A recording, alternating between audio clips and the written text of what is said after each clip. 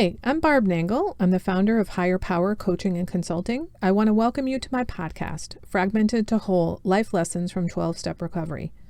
On this podcast, I share my experience, strength, and hope from recovery.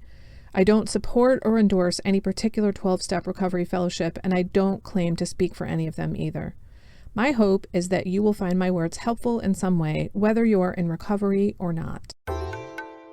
This is episode 109, How to Stop Abandoning Yourself So You Can Get Over Your Fear of Abandonment. One of the things that most of us in recovery are afraid of is abandonment. There's even a specific recovery program that deals with abandonment issues. It's called Adult Children of Alcoholics and Dysfunctional Families, in case you're not familiar with it. It's mostly referred to as ACA, but also sometimes as ACOA. Anyway, the ironic thing is that most people in recovery, and especially those who are adult children, abandon themselves all the time. The way we describe it, however, is not in those terms.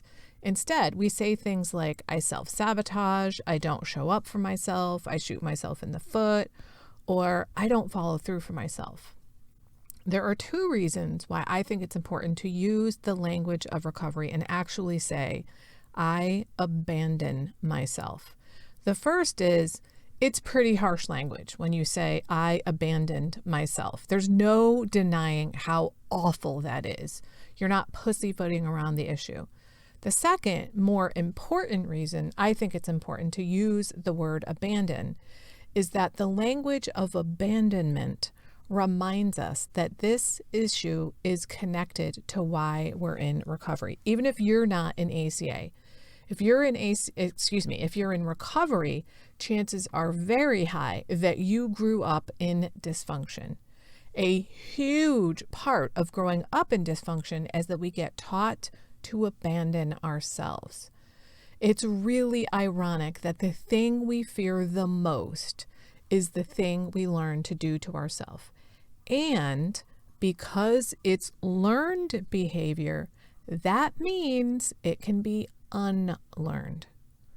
Using the language of abandonment is important because it connects our behavior to our status as a person in recovery. I'm not doing this because I'm a piece of shit or because I'm eternally flawed. I'm doing it because I was taught to. And using the language of abandonment reminds us that the reason why we keep doing it is because of the family dysfunction. And that's what we do in dysfunctional families. We abandon ourselves. The reason it's important to acknowledge that is that when we're in recovery, we know there's a solution to our issues. In all recovery programs, the solution is to go through the 12 steps of recovery. And in ACA, it is also to reparent yourself, which is another way of saying learning how to love and care for yourself. Let's start with an example of what that looks like, what it looks like to abandon yourself. Say you've made a decision that you're going to start getting up in the morning at the same time every day because you realize that you really need some structure in your life. Yay, good for you. Then the alarm goes off and you roll over and you hit the snooze button like 10 times. That is a perfect example of abandoning yourself.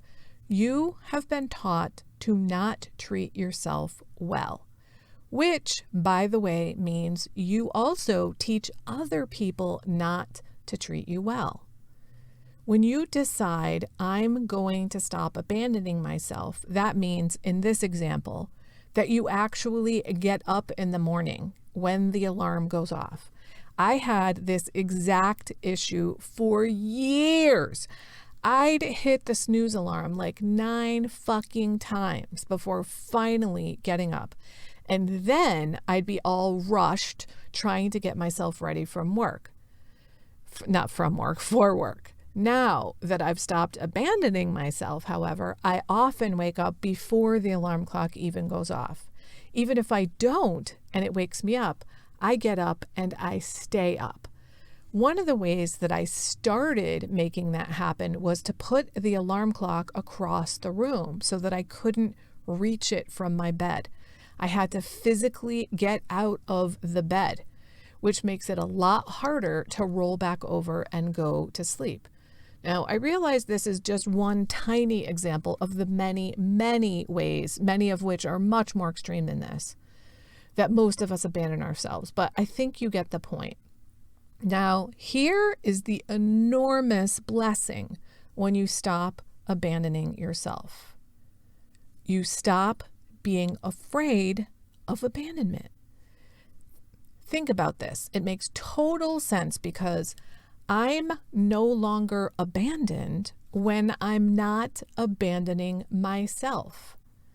I don't need people the way that I used to. I'm not clawing at them like, don't abandon me, love me, don't ever leave me, approve of me, and all that stuff, because I've stopped abandoning me. I'm not gonna leave me ever again. I like me and I approve of me and I take care of me and I treat myself well. When you stop abandoning yourself, it's a bonus when other people like and love you, but you don't need that from them. Now, when you add your higher power that you can rely on, that you can hand things over to, that you can ask to guide your decision making, you're also not abandoned. So when you stop abandoning yourself, you stop becoming afraid of abandonment because you're not abandoned. You know you're going to show up for yourself and take care of yourself and follow through for yourself. And you also know that you have a power greater than yourself that you can rely on. What this does for relationships with others is astonishing, at least if your experience is anything like mine was. And here's why. When I stop abandoning myself and treat myself well and take good care of myself, I teach other people how to treat me. And I don't put up with people who abandon me. I'm not attracted to them. And guess what? I'm not attractive to those people anymore either. It's very apparent that I take really good care of myself. I remember one of my yoga teachers, who's a pillar of health and personal development and all that stuff, saying, when you have vitality of life, people listen to you. They listen because they know you've got something going on. You know something about this thing called life, about how to live well.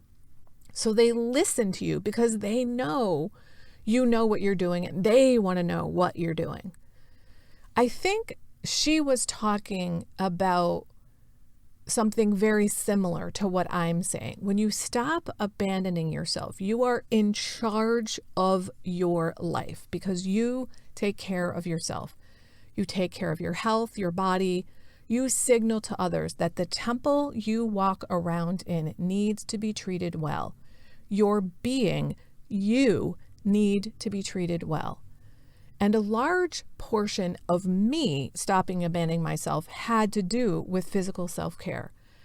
I had times when I was severely depressed where I had an extremely difficult time getting out of bed and really doing any kind of self-care. Dry shampoo was my best friend.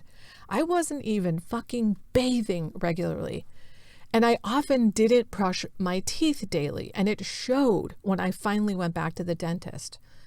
Now that I no longer abandon myself, I'm back on track and I go to the dentist every 6 months. I bathe every other day. I take care of my physical health. When I have ailments, I get them treated right away. I don't wait around for a year for something to see if maybe it'll go away. But the larger portion of my self-care comes down to having really healthy boundaries. And this is really the reason why I switched my business model so that I no longer do general coaching and now I coach specifically on boundaries. Because developing healthy boundaries was instrumental to me stopping the self-abandonment. Boundaries have had a profound effect on every single area of my life. And it's one of the issues that literally everybody I have ever coached needs help with. That's how important they are. And that's why I made the shift to coaching on boundaries. And the more I teach about boundaries, the more I understand the ripple effects they have in so many areas of our lives. I actually didn't even plan on this or think about this when I started this episode, but I'm just realizing that the opposite of self-abandonment is having healthy boundaries. I have another episode on the boundaries of self-containment and the boundaries of self-protection. If you want to listen, it's number 48. It'll give you a better understanding of how we stop abandoning ourselves when we develop healthy boundaries. Now, I invite you, dear listener, to start taking good care of yourself. It starts with just one action. So if you haven't been brushing your teeth every day, for example, start by brushing your teeth tomorrow, and then one day at a time, brush your teeth. And maybe put your alarm clock on the other side of the room, or maybe enlist the help of another person who can be your wake-up partner in the morning. You can check in with each other and say, yep, I'm awake and I'm ready to take on the day. If you feel like you need help with any of this, I'd love to do a Better Boundaries phone call with you. I'll put a link in the show notes, but you can go to betterboundarieswithbarb.com and there's a link for a free 30-minute consultation on boundaries. I want to remind you that it doesn't matter how much you've abandoned yourself. It doesn't matter how many ways you've abandoned yourself, and it doesn't matter how many decades you've been abandoning yourself. It's never too late. You can turn that shit around. No one is beyond hope, including you, and healing is possible for everyone. Talk to you next week. Oh, wait. If you're not already following me on Instagram, please do. I'm at Higher Power Coaching. DM me there with ideas for more podcast episodes. I'd love to hear from you. That's it for today. Please share this episode with anyone who might find it helpful. If you like what you've heard here, you might be interested in private coaching with me. If that sounds like you, then head on over to barbchat.net, or you can get on my calendar for a free 20-minute consultation to help you make lasting changes in your life, like I've made deep, lasting changes in my life. My ideal client is someone who is ripe for change, but I'll coach anyone who wants to be happy, joyous, and free. So if that's you, then go to barbchat.net and get on my calendar. I'd love to chat with you. Please like and subscribe to this podcast on your favorite podcast outlet. This helps other people find me. Thanks for listening.